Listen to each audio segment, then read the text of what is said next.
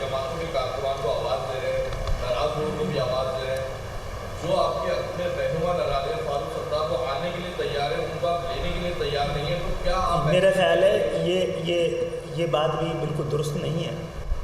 فاروق ستار کو تو بلا کر ہم نے 245 فاروق بھائی کو ہم نے باقاعدہ پارٹی کی طرف سے الیکشن لڑنے کی ان سے درخواست کی تھی، ان کو بلایا تھا، ہم سب گئے تھے۔ ان کی والدہ بیمار ہوئی، میں عامر بھائی وسیم بھائی سب سے پہلے پہنچے ہیں وہاں پر،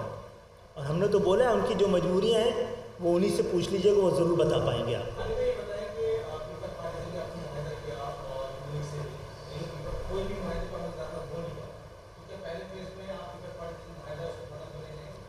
دیکھیے پھر اس پارٹی سے میں نے پہلے بھی کہا ہے کہ ایک ورکنگ ریلیشن تھی، ایک مطالبہ ہے، اس کو تو ہم ختم نہیں کر سکتے نا۔ ہمارا مطالبہ ہے، وہ نہیں مانیں گے، ان کو نہیں سنائیں گے، تو وہ معاہدہ ختم کرنے والی بات تو نہیں ہوئی، ان سے کوئی ورکنگ ریلیشن تو نہیں ہے۔ ان کی جب سے ہم ان سے بات چیت کر رہے ہیں، جہاں جہاں رکاوٹیں آ رہی ہیں ہم عدالتوں میں بھی جا رہے ہیں ان کے خلاف، اگر وہ آج بھی سننا چاہیں گے اور عمل کرنا چاہیں گے ہم جائیں گے، لیکن مایوسی اب شہر پہ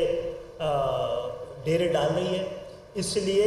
اس شہر کی مایوسی پورے پاکستان کی ناکامی کا باعث بنتی ہے۔ اس لیے پیپلز پارٹی کی قیادت سے بھی کہتے ہیں کہ جو وعدے انہوں نے اور تسلیم کیے تھے کہ شہر کے ساتھ زیادتیاں ہوئی ہیں اور ان کی جانب سے بھی ہوئی ہیں، ایسے قانون سازی کے ذریعے بھی ہوئی ہیں کہ جو نہیں ہونی چاہیے تھی، اس کو دور کرنا چاہتے تھے وہ، انہوں نے جو وعدہ کیا تھا میں سمجھتا ہوں اس وعدے کو پورا کرنے کا وقت ہے، ورنہ صورتحال زیادہ خراب۔